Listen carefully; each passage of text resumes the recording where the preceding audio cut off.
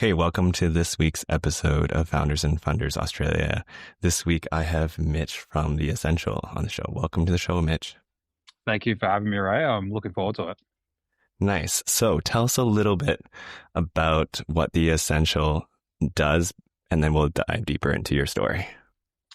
Yeah, so essentially, the Essential is a supplement brand. Our goal is to provide really high quality supplements with athletes first in mind. So the supplement world we've found is really challenging to navigate for a lot of people because they either don't know what's in them, they don't know what's safe. A lot of people have stigmas around supplements and whether they're healthy for them, are they illegal, all of these different things.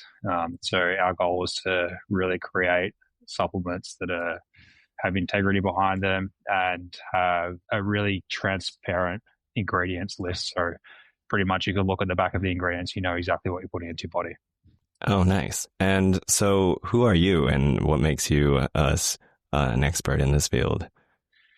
Yeah, so my background is very much in the athlete performance side of things. So I'm an athlete performance coach. I own a business, not just the supplement company, but also gyms. So I've had a lot of experience from the athlete development side of things, from the physical training, and my whole goal.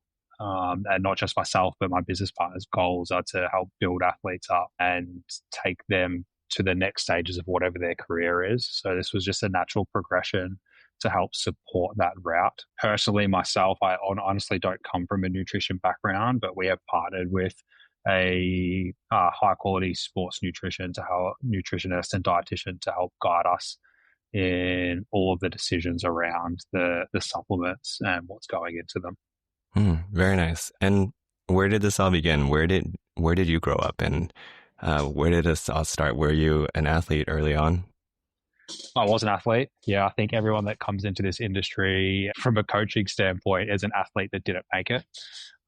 So I was one of those. I think I chose the wrong sport, to be honest. I played a lot of basketball growing up, but unfortunately my height let me down a little bit, I think. Yeah, I played a lot of different sports growing up. So basketball was my main sport, but played a bit of footy and cricket, a bit of volleyball, softball, baseball in school as well. So my my dreams were always to play professional sport, which is, I think, pretty common for a lot of young people. But it didn't necessarily fall that way for me. So I just made it my mission, and still is my mission, to help young people in particular help realize their dreams. And also, if they don't make elite sport, sort of understanding that that's okay, and also setting them up with the skills to have a really good life from a physical side of things. Because I think athletes in particular, when they fall out of that system that they know when they're growing up, it's quite challenging for them to navigate. So for us, it's about teaching them life skills, which we use the gym, and also the healthy lifestyle that the Essential brand is all about, to help them transition into a really good life after sport. Yeah, you mentioned your sports were cricket, basketball, and others, and footy. When did you realize that the professional path was no longer feasible? It was a bit of a heartbreaking moment, I suppose. So I went to uni to study exercise and sports science. I was playing basketball at the same time with a Big V team in Melbourne. Essentially, Big V at the time was, I suppose, the third highest level in Australia that you could play. And the season after that, I decided, so I was quite young at the time, would have been about 20 years old, decided to go back down and play in the under 23s, which is called Youth League. And at the time, I believed that I was good enough to play in that. But at the same time, I was also really focused on my studies. Because I was going through my honours year when I transitioned into that Youth League team. And I kind of had to make a hard decision halfway through the year where I wasn't getting the playing time that I would have liked, as well as trying to work really hard at university. And yeah, I made the decision to step away from the team and from basketball at that time to really focus on my career outside of sport, because realistically I took a bit of a took about a week or two to really think about it and digest and go, okay, well, if this is the case with basketball right now, what are the chances of me really taking it professionally? And I felt like at the time the career route was going to be the best option for me. So, yeah. Hmm. Did you say that your playtime was your metric of whether or not you're progressing and you saw the path to being professional? Pretty much at that time, yeah, it was because I was used to that was probably the first time realistically that I've been put in that situation. Mm-hmm. So growing up in the basketball world, I was pretty good. I was never outstanding, but I was pretty good, and I was good enough to be able to play, be a starter on teams, and be playing majority of the game. So being young and not really having it sounds coming from a very privileged position. I know that's how it sounds, but the first time I actually found myself in the scenario where I wasn't things weren't going the way that I thought it was. Mm-hmm. I've learned a lot of lessons since then, but my natural response, I suppose, was to sort of shy away from that rather than leaning into it. So yeah, at the time, the metric really was like about playing time. Um, and like I just wanted to play the sport at the end of the day. Mm-hmm. And I probably found myself falling out of love with the game when I wasn't able to play it because I potentially was using that as an outlet as well from study. Was that the same feedback you had from your coaches and the people around you that maybe you should consider something else? Or what were the people around you saying at that time? From a coach's standpoint, honestly, I didn't really, in that team in particular, I didn't really get it much of like actual feedback about what I needed to work on or if I should continue going with it. Mm-hmm. It was a bit blasé. I think the people around me, like my dad, came to most of the games. He was kind of on my side and wasn't very happy with the whole thing. So he supported my decision in terms of stepping away. But I think others felt like I should have continued playing and just found a different environment to play in. But I suppose I weighed up how much time and effort that was going to be with how much time I wanted to spend on my studies because honours years are notoriously quite heavy in the research side of things.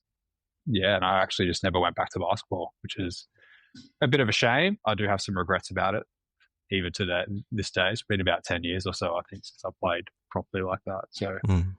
yeah. And so you finished your studies. What was the goal for your career after your studies? What were you planning to do with it? At the time, I don't think I really knew. Exercise science is typically quite a broad subject. So there's quite a few different avenues that you can go into. I think in the back of my mind, I always wanted to go, okay, I want to help athletes or I want to help people regardless of what industry I got into. It was like I was very much like I wanted it to be like a service-based industry. Um, Basically the it played out as at the same time as me studying my undergrad, I also did an 8-week personal training course. And the guy that was my lecturer and the mentor throughout that personal training course, he worked at Sandringham VFL Club as their assistant strength and conditioning coach. And he asked me and one other guy to come down and intern under them as part of our placement. And essentially from that, I started training with that guy. He moved back to Perth, and then I got in contact with Mike, who's one of my business partners, who was good friends with Dan, and then started training under Mike. And then from there, it turned into an internship and then working at the business that he was working at. So things kind of just lined up where I ended up just almost, I put myself in the position to fall into the right position. Mm. And I went from basically being an intern at this facility, and then in 5 years' time, I was actually managing that space, which was really cool to see. So it was the first S&C job I ever had, and it was a bit of a war of attrition, and stuck it out and ended up, going through and running the whole show there, which was really cool. And then from there, I made the move over to MFP, which is where I'm at now. So I basically went from interning under Mike to now being Mike's business partner, running an athlete development facility for youth athletes, older senior athletes who are in like the amateur, semi-professional and rehab athletes. Nice. I think a lot of people stay in the employment realm for a long time. What made you go from being an intern, being an employee, to becoming Mike's business partner? It is a great question. I was thinking about this, and I don't really remember any like pivotal moment where I'm like, I want to be a business owner rather than being an employee. I actually always thought that I would be an employee because I'm a bit more of a grunt work sort of person. I don't see myself, and I still don't see myself as an owner of a business, even though I am. More than one business now, like a supplement More than business. like, yeah. Technically 3 businesses because I have all my own work on the side as well. So it's pretty cool to take a step back and sometimes think about that. But I think the natural progression from the outside, so like looking at a lot of S&C coaches, from what you see from social media influencers, a lot of the progression starts as coaches, and then people go, okay, well, if I'm doing this for someone else, then I may as well just open up my own thing and do it for myself. Seem to be a natural progression. And I suppose at the time I did feel like that was the right move for me. The gym that I was at in the past was a CrossFit gym, and basically S&C facility with people having their own programs, but it was more around like people could afford to pay for that service rather than actual athletes coming into the gym. Essentially, I felt like it was the right move to move into a facility like MFP regardless, but it just was fortunate enough that an opportunity came up where I could buy into the business at the same time. And I felt like that was the right move for me at that time. Yeah, I think natural progression is not often what I hear from people who usually think about all the risks involved with starting their own business and having the responsibility and the risk of it failing. I think many of the people I grew up studying with and working with are still in a full-time employed role, mainly because of not wanting to take on the responsibility and the risk. Did those things ever cross your mind when you were switching? I don't think so, but I also think I was quite young and naive at the time. Yeah, it's kind of nice. If I'm honest, which has probably played pretty well. That was probably a good thing at the time. I think now I'm actually way more risk averse. Me too. For sure. Like we always have opportunities. Like I would say they become even more frequent now for us to expand into something, either whether it's taking over another facility or it's taking on another facility in terms of like opening up something else or whatever it is. And the back of my mind is like, yes, we should do this. And then every single time it comes closer to making a decision, whether it's a yes or a no, the risks start to really pile up. And I'm like, is it actually really worth it? And I think that probably just comes with, I'm a bit older now. There's like it's not just me now, it's me and my partner and a dog. And a dog, and my dog as well, young Boston. I think he'll follow me to the end of the earth, regardless of what happens, I think. Yeah, but all those things now come into play with these sort of decisions, and also protecting my time, which is something historically I haven't done, is also like part of these sort of risk-reward ratios that I'm always weighing up in my head. What made the risk-reward ratio make sense for expanding from running the gym to starting a supplement company? I think it was just the context of how it started, to be honest. So we partnered. So the Essential was actually already around before we got involved. So the nutrition scientist that basically we partnered with, he had already developed the product. He'd already developed the brand, but was very much only wholesaling it to gyms and wasn't really trying to push it. It was more that he just wanted to create a really, really high quality product. But had no interest in the marketing side of things. So we were fortunate enough to come up with a deal that's a little bit more of like a drop shipping type scenario, but we still work quite closely with him to make decisions. So the risk side of things was very minimal for us outside of how much time do we want to put into this versus obviously a lot of other brands will have to financially put up a decent amount of money to design products, design branding around those things, putting up like potentially purchasing 100, 200, 300 kilos of the product up front to start with. So the capital side of things is a lot more risky. So this sort of felt like, one, it was the right product for us. So like we believed in the product, and also the way that the business sort of set up, it was a very low financial risk for us as well. And I take supplements, not many supplements, but I do take creatine. And when I go looking for creatine, there's so many on the shelf, like everywhere at the grocery store, at the supplement store, and online. How did you grow your business or market to find your customers? The biggest thing for us is, even before the customers, we wanted personally products that what it said it was is what it actually was. And I think when you go on into the supermarket and you see all of these supplements, you can turn them over on the back and you can actually see what's on them. With creatine, it does become a little bit more tricky, for example, because creatine monohydrate can be made, and it's a lot of the products that are in it that are coming out at the moment will just have that brand, that product in it. So it will just have creatine in it, but it's more about where it's sourced. So we've just made sure that where it's sourced is the highest quality. So for our creatine, we go straight to Germany, which is quite renowned for having the highest purity and quality of creatine, which is essentially it's called Create Pure. So there is a brand around that wholesales to other brands to create creatine, for them. So we've gone straight to the source of that. They do testing and lab testing for the purity of creatine. So we just wanted to make sure that we really stuck to our guns with that from the integrity side of things, which has its positives and its negatives. If you're talking about positives, like for us, it's more about the integrity of the brand and the product. On the flip side of that, it's obviously more expensive to do as well. So we weigh that up, and we're willing to take a little bit of a hit from our bottom line to make sure the product is actually what it says it is. Because they're doing there's a lot of independent people coming out now about, I know that you're one for taking gummies or actually creating your own gummies, which is really cool to see.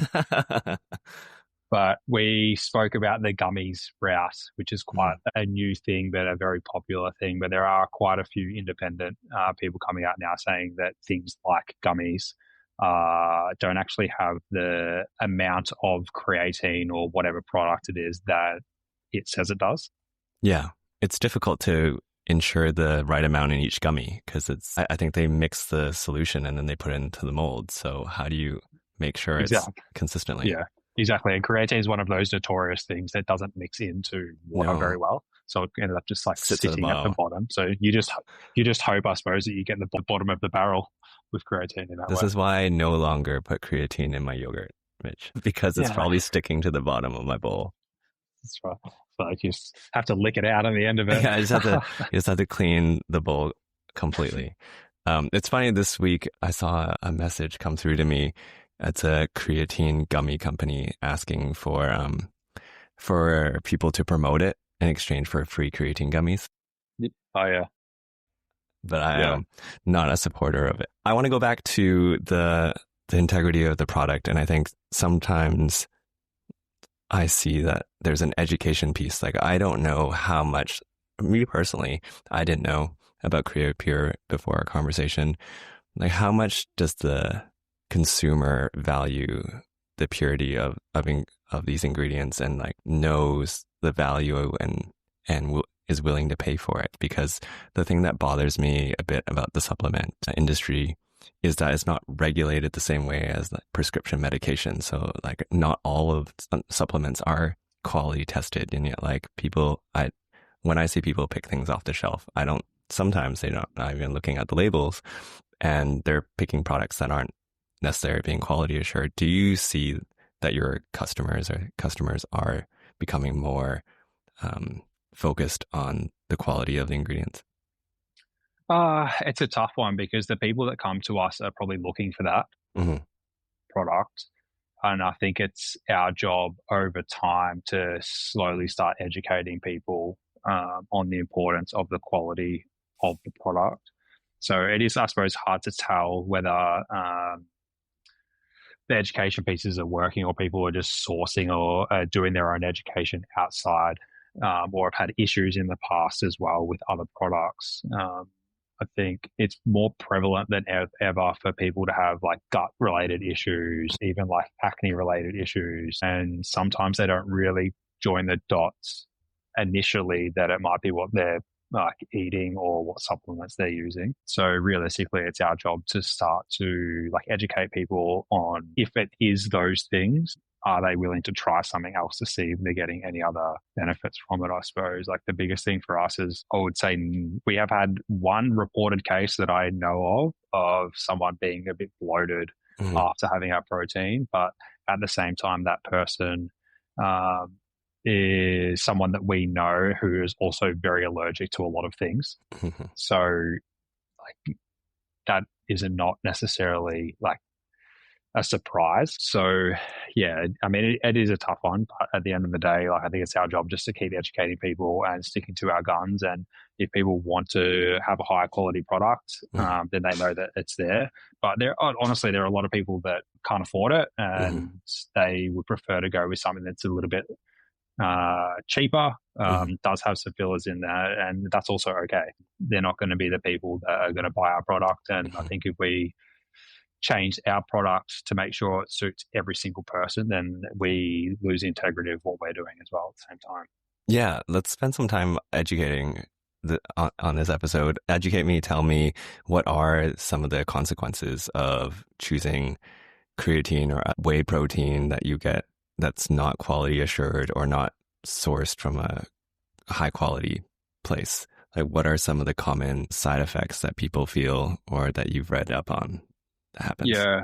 The biggest one for us is the bloating factor. So people just feel bloated and sluggish after having lower quality proteins. Build up of things like acne or gut irritations as well can be really common symptoms, I suppose, of these things. And a lot of it at the time, people then associate it with the protein itself. But when you have a look on the back of the packet, you'll notice that there might be 10, 20 ingredients on the back of it, and protein might be up there at the top in terms of the top ingredient, but then there's a whole list of other ingredients that essentially are designed to fill out the protein or to help it stick together in a powder form or whatever it might be, which they're actually the things that are contributing to the health issues that you're having. The best way to really spot good quality proteins or creatines is one where they're sourced. So if they're sourced from Australia or New Zealand, then the quality of the actual whey that's in there is far better, we have found, than some of these other international companies or international sources. I put that down to we have so much more land in Australia and New Zealand. So the protein or the cows are actually, rather than just being crammed together, they're living a more stress-free life. Being grass-fed is also a huge one. So rather than being grain-fed, a lot of the time, my dog is also an example of this. If I feed him any food that has been grain-fed, his skin blows up and he gets like acne and sores and everything, which is really interesting. But anything that is not grain-fed, he's actually completely fine with. So some of these things can just be allergens for people. So having grass-fed products are crucial. And then the last thing is ensuring that the product is mixed in places that don't also have cross-contamination of other supplements that might be illegal for athletes to take for us. So if there's cross-contamination with some supplements, which are completely fine from a legality standpoint for everyday people, but for athletes in particular, there's obviously those rules and regulations around that, for making sure that they're actually created and built and blended in high quality factories that are not going to have any risk of cross-contamination. Most of the time, if they're done in Australia and New Zealand, the regulations around that are a lot better than some of the overseas manufacturers. Nice. So it sounds like you found a great partner to launch the supplement brand and not too much financial risk and market for it with the athletes. What are some of the major challenges or hurdles that you faced on your journey so far? Uh, we're still pretty new in it. The biggest hurdle, to be honest, was just navigating the e-commerce world. Like I've come from a service-based industry where it's a brick and mortar company where you're marketing to the 5 to 10K radius around the gym, and then now having to market and reach a population that is Australia wide was quite challenging, and still is quite challenging. Um, so I've done plenty of my own research, but also my own courses as well around e-commerce and how to market for those things. That'd be the biggest one. And then the second to that is underestimating how much money it was going to cost from a marketing side to then get things up and running, and accepting the fact that we might be on a break even or a slight loss over the first year or so to then be able to capitalize on it down the track. That's more probably a mindset shift than anything. Yeah, I think running online advertising, it's such a fine art of like knowing how to target and then setting your budget for how much you're willing to spend for your product to market it. What are some of the lessons that you learned that you wish you knew going into it that would have made you more successful in the online space? I probably wish I had known how much more time I had to spend in front of a camera.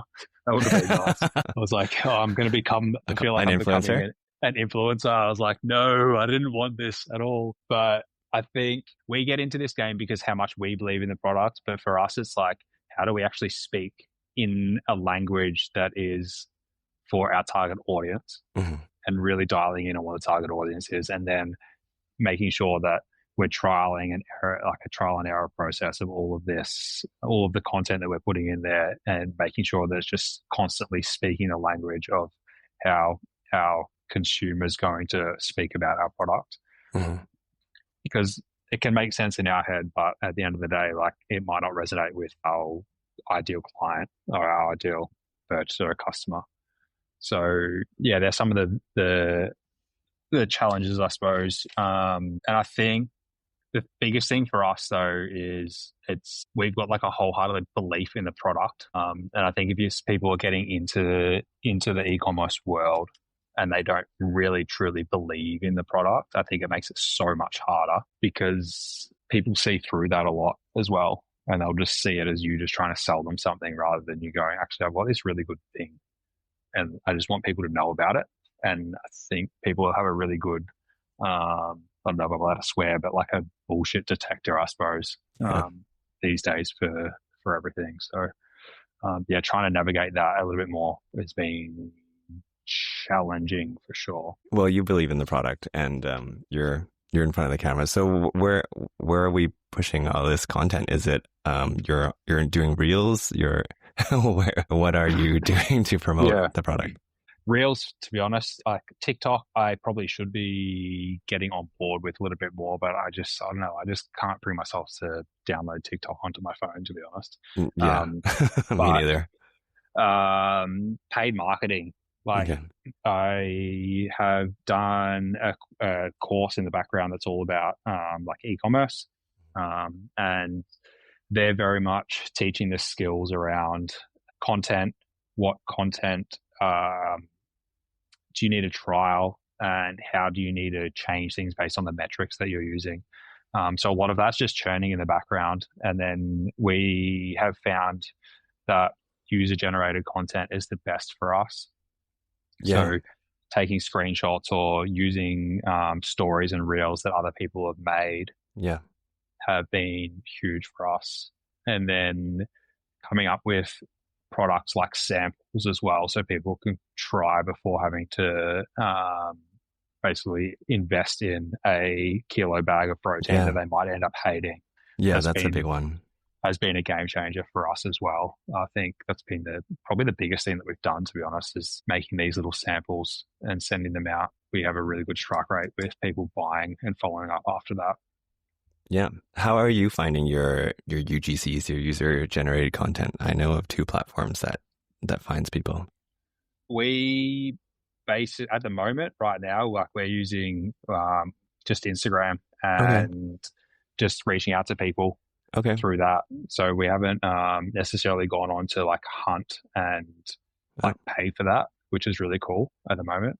We do sponsor some athletes and some people that like coaches as well in the space. So they get product every month in exchange for content as well. So they're the two routes we've gone at the moment. I think at some stage we're going to have to pay for people to either give it to us or just reaching out to as many people as we can to try to exchange product for content.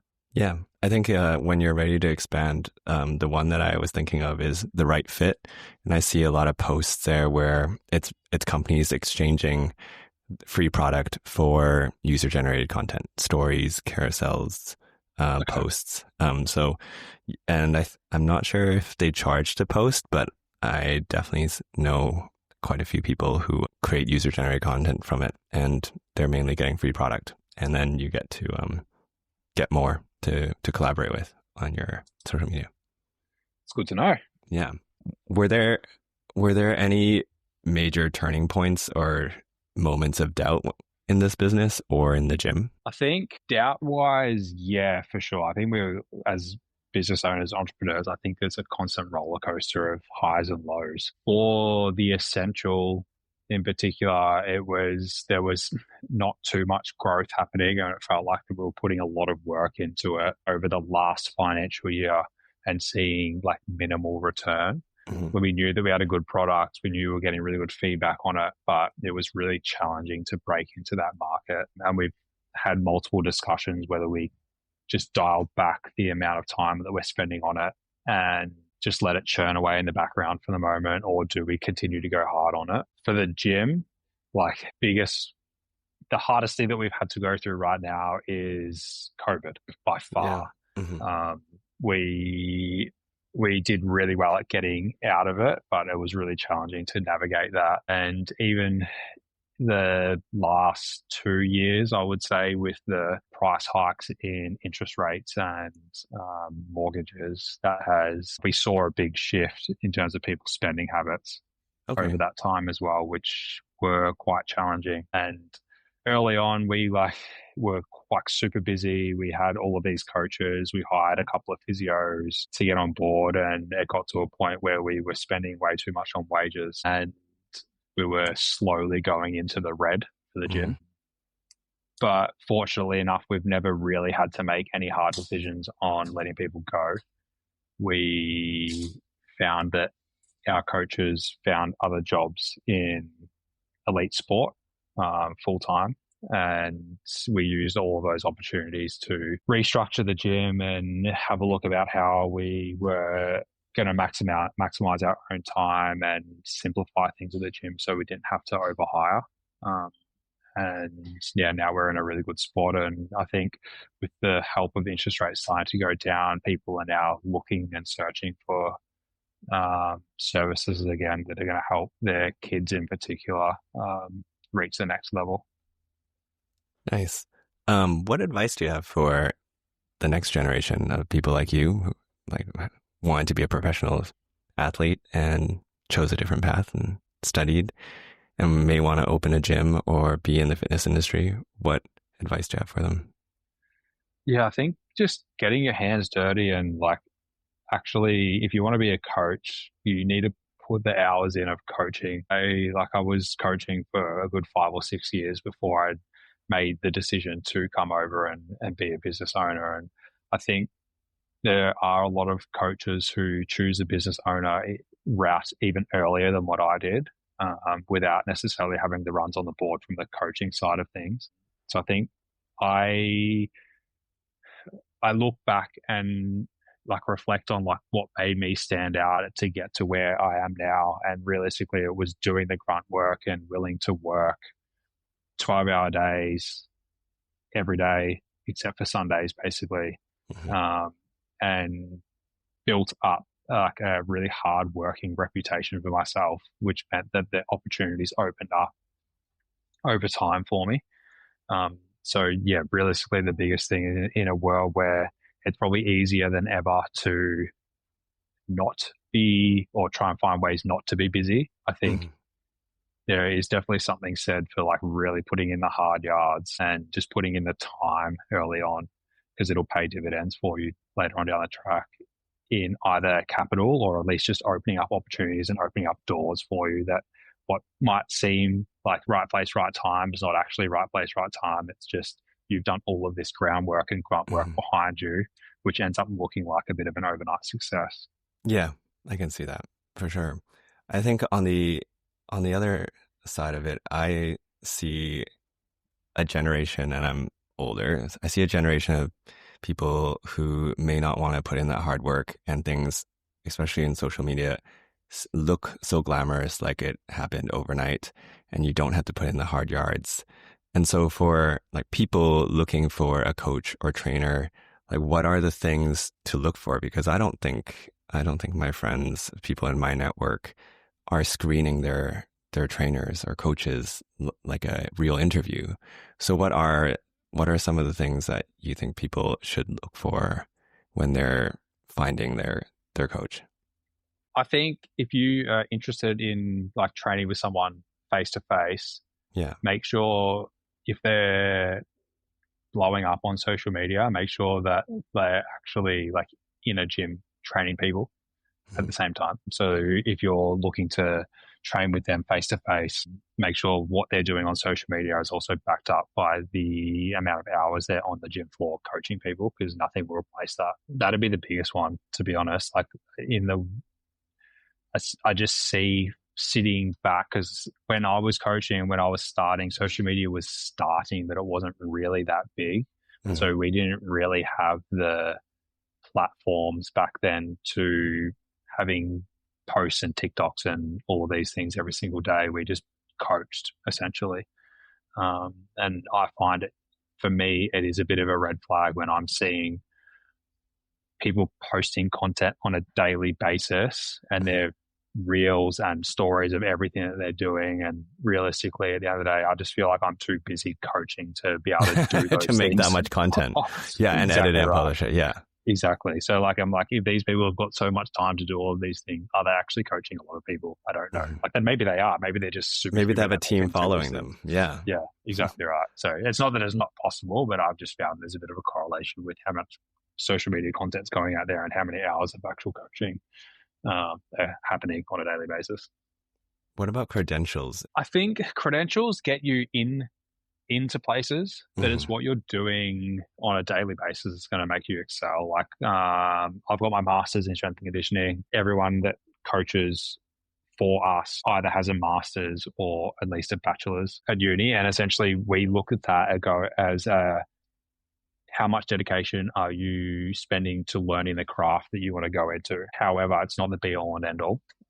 So if you're someone looking for a really good coach, it is a platform to have a university degree, because you know they're going to have a foundational knowledge of the human body. But saying that, I'm sure that there are plenty of really good coaches and successful coaches that might have a personal training certificate, but they've done their own groundwork behind the scenes to learn and find what they're really interested in. But it is a good way to vet it. Like if someone's got a university degree, maybe they're more likely to be more knowledgeable in the human body, but it doesn't always work out that way. I find it's more looking around the person that they are rather than this technical skills that they've got, at least initially. Um, And so you have the gym and the supplement business. What's in your future? What do we have to look forward to? I wish I knew. I wish I had the little magic ball that I could look into and just see what it was, because I would love to know.